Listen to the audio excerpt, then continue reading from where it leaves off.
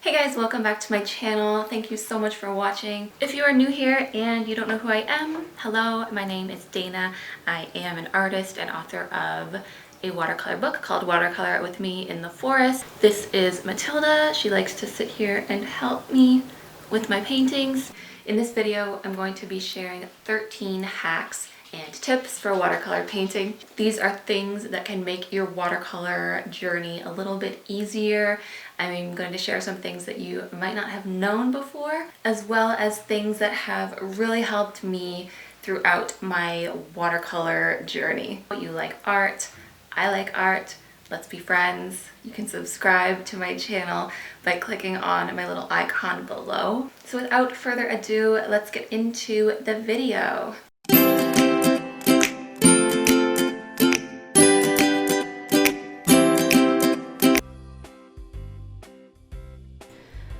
Alright, so I thought I'd start with the most common question that I get from aspiring watercolor artists, and that is, how do I keep my paper flat? I'm sure we've all run into this problem before when you are applying a lot of water to the paper, only to have it bend and buckle and make it really difficult to work with. The trick to this is to fix it quickly before the paper has a chance to dry. So using a heat gun or a hairdryer, start drying your piece in this following method. You always want to start drying in the center and then move on to the four corners and the edges of the piece. Starting in the center and then moving around to the corners and then the edges is really going to help the paper dry properly. If you allowed this layer to dry naturally, you might still end up with those bumps. But because we're forcing it dry, you can see that it's nice and flat to begin with, and we have a nice surface to start painting on. So dry each layer this way before moving on to the next layer, and you should have a nice flat piece. This next tip is going to allow you to have nearly invisible sketch lines underneath your watercolor painting.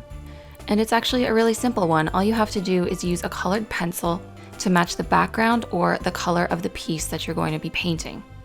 In this case, I used a blue pencil crayon because the background of my piece is a light blue. So when you start to paint on top of this, you're hardly going to notice the pencil lines. You still want to keep your pencil lines light, but they're going to be way easier to get rid of than a standard graphite pencil. The next tip is to make sure that you erase all unnecessary lines before you start painting.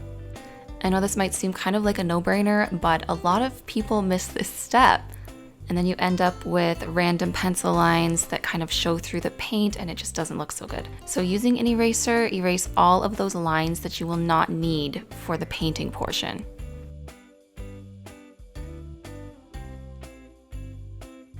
This next tip has saved my paintings so many times. So what do you do if you've painted one side of your piece, but you need to reach up to another area without getting your hand in your paint? Simple, grab a longer paintbrush, hold the tip with your opposite hand and allow your wrist to rest properly on the paintbrush. This is going to allow you to reach over those wet parts of your painting and literally save you from smudging the whole thing. This is similar to what they call a maul stick in oil painting, but for flat pieces, using a paintbrush like this is a really simple trick.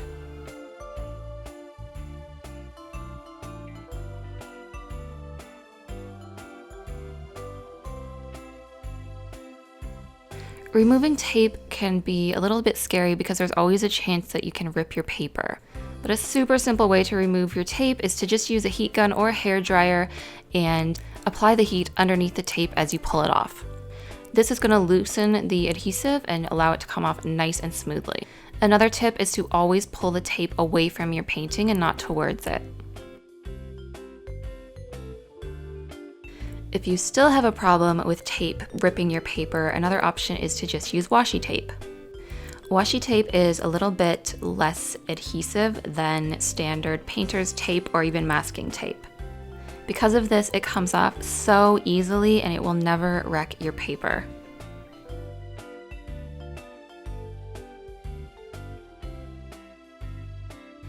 Let me know if this has ever happened to you. So you're painting, and then oops, you've accidentally dropped or smudged paint where it shouldn't be. If it's still wet, you can just sop that up with a tissue, but what if it's dry? It's actually really easy to get rid of. All you need is a soft bristle brush and some clean water. You're gonna gently scrub the spot and then dab it with your tissue.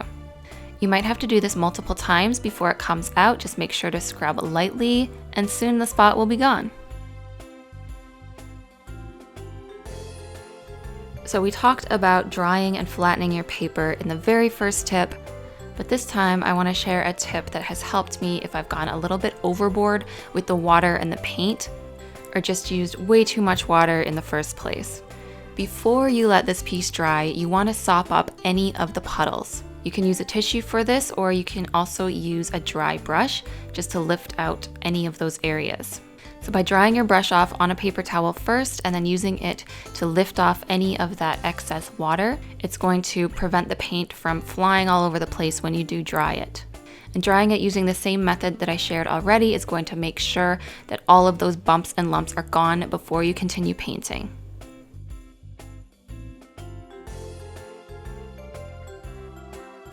Okay, so what if you have already painted a painting and it's already dry and it's all bendy and warped and you can't flatten it? What on earth are you going to do? You could stick it between a couple books and hope that it flattens out over time, or you could cover it up in either a cloth, a towel, or a pillowcase and grab your trusty old iron and iron it flat. The heat applied to the paper is going to make it a little bit more flexible, and it's going to allow the paper to properly go back in its shape.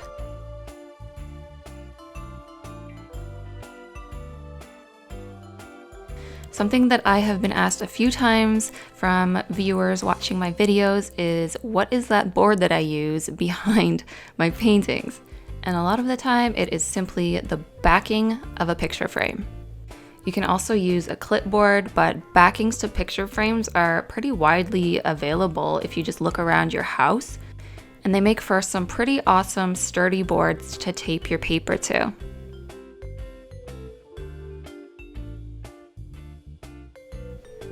Before I get into this tip, first notice that I am using a yellow colored pencil. That is because the picture that I'm going to be painting is yellow. We already talked about this, but I just thought I'd bring it to your attention. So first of all, what is blooming? Blooming happens when a part of the paint dries before another part of the paint.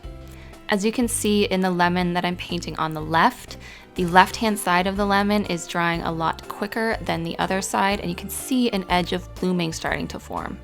The best way to fix this is to just use a wet brush and go over that area one more time and try to re-wet more of the area around the blooming.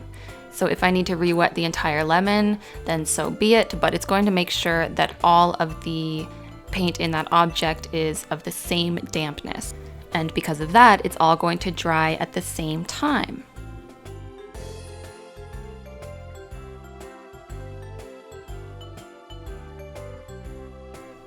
There are so many different highlighting tools you can use. Everything here from gel pens to white charcoal to white gouache to paint pens. And all of these are going to have a slightly different effect. So make sure that you choose a tool properly suited for your piece. The charcoal is going to make a more rough highlight and one that you're able to actually smudge with your finger if you need to. The white small gel pen is really good for little fine details and dots. The paint pen is definitely better for bolder highlights. And white gouache is really great for splattering, or if you need really fine details using a really thin, fine tipped brush.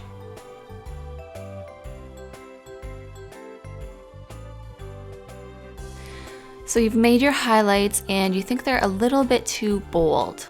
Did you know that you can take a wet brush and you can actually soften these highlights? You can do this with either a paint pen or a gel pen, something that is liquid, and you can just really gently use your wet brush to blend out some of those edges. Another tip is to just make sure that you try to do this while the marker or the pen is still pretty new to the piece, so you've just recently added it, or else it will be too dry to do anything with. So those are all of the hacks and tips that I have for you guys today. If you like the video, please give it a big thumbs up. It really helps me out. And subscribe to my channel if you haven't already, because I really, really, really hope I'll see you in the next one.